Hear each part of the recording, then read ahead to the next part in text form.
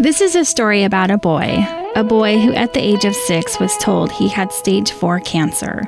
A boy who taught everyone around him how to deal with adversity, how to find good in everything, how to smile when the odds were stacked against him, but most of all, how to help others when they needed it most. A boy who lived, laughed, and loved life in a way most people can't understand. He taught an entire community how to pay it forward. Ernest Hemingway once said, "Every true story ends in death." Well, this is a true story. Jackson Baldwin was born May 2nd, 1996. As he grew, he loved all things that a boy loves. Being outside, playing baseball in the summer, basketball in the winter, and of course, he loved hunting. But with a dad like Scott, how could he not? On June 24th, 2002, at the age of 6, Jackson was diagnosed with stage 4 neuroblastoma. Jackson taught everyone around him about courage. People who knew Jackson describe him as selfless, courageous, generous, and full of life. He always had a smile on his face, even when he was in pain. Jackson could make everyone see the bright side of life. His positive energy was contagious. Who was Jackson Baldwin? We gathered some of his friends, his cousin, and his brother to tell you. What would Jackson say about Alex's sweater vest? I think he would kind of be teasing like all of us. same exact stuff. He would probably leave the room. That's false. His childhood friends say it best. Something that I just keep thinking about is like the foundation as a whole. I think like if you looked up Jackson Baldwin in the dictionary, the definition would be giving back to others even if you can't make your day better, or help making somebody else's day better even if you can't make yours better. And I think that's, spot on to the person that Jackson was. Like, he might have been hurting inside, but sure didn't show it outside, and he sure made sure that if you were hurting inside, you were gonna be good inside and outside. So I think that's just who he was as a person, and that is portrayed through the foundation. What's a memory you have of Jackson that always makes you smile? One of the things I remember about Jackson was after a baseball game or whatever we'd be doing, going hunting or coming back into town, we'd always have to stop at Sharp's and get a burger and fries and get a drink and just sit there and talk and have a good time. That's one of the things I will always remember. We used to always walk home together after school, which is probably the biggest memory I have of him, just because it would always be a lousy walk. We'd always rest every 5 seconds.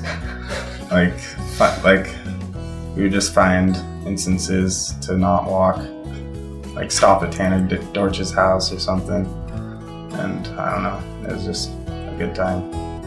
What would you tell someone who never knew Jackson?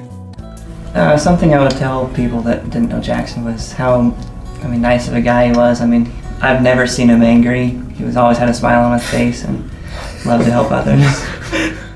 Wyatt, did you ever see Jackson angry? Yeah, just at me. I always used to copy what he said, and then he would tell me.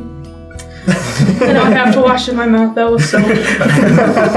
Actually, I didn't have to. I just did it myself. While planning for his 10th birthday party to thank the community for their years of support, Jackson didn't ask for gifts. He asked that anyone who came to the party bring a donation to help a little boy whom he had never even met that was prepping for a bone marrow transplant. He wanted the community to support this boy just as they supported him. Sadly, Jackson passed away the day before the party, but because of his excitement and his wish to pay it forward, the party went on. That day, over $6,000 was raised for the little boy and his family. That day, we celebrated a beautiful life gone too soon. And that day, the Pay It Forward Foundation was born. Today, Jackson's Pay It Forward Foundation has helped hundreds of families who in their time of need had no idea what they really needed. Because I know that was his ultimate goal in life towards the end, was always to help others, be kind, and just try to do the best thing for everyone. What was it like when the foundation came to help? When they came to us and offered help to us or asked us what we needed, we were kind of just taken back. We didn't really know what to say. We didn't want to be greedy. We didn't know what to ask for. and we were just kind of awestruck that they would even think about our family. I felt blessed and I felt honored that they thought of us. We were just getting everything prepared to head for his surgeries in Spokane. We're kind of at a frantic pace, getting everything together, trying to think of everything we needed to take. And then Scott and Stacy showed up on our door and talked to us a little bit about how they could help us.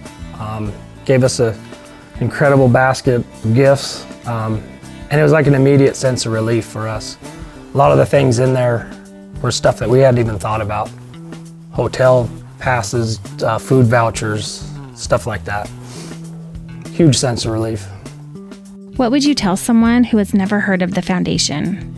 Yeah, I just like local people to understand that it really does work. They really do help, and it's such an amazing cause because, you know, like in our situation, I mean, Xavier went from playing one day being completely healthy to 3 days later, me and him were on a jet to Spokane.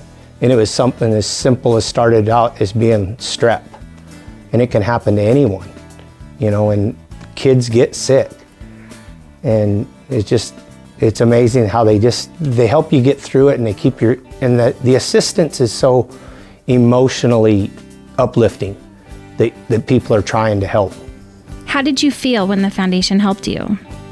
It helped me by, because they paid for our van and helped us get our van, and now my mom doesn't have to lift me in the car, and they gave us millions of dollars of iTunes gift cards, and they gave us a whole bunch of, it was just really neat that they thought of us. When I was in the hospital, they gave me PSP, and it made me feel glad that they actually cared about me.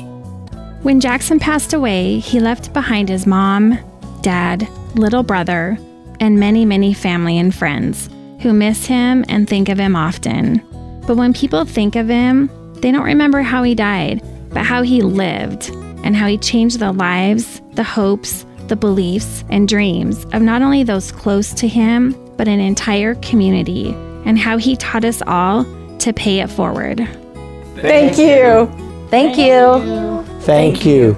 Thanks for paying it forward. Oh, I was way off. We're doing that again. Why I was too excited. Okay, here we go. 3, 2. Thank you for paying it forward.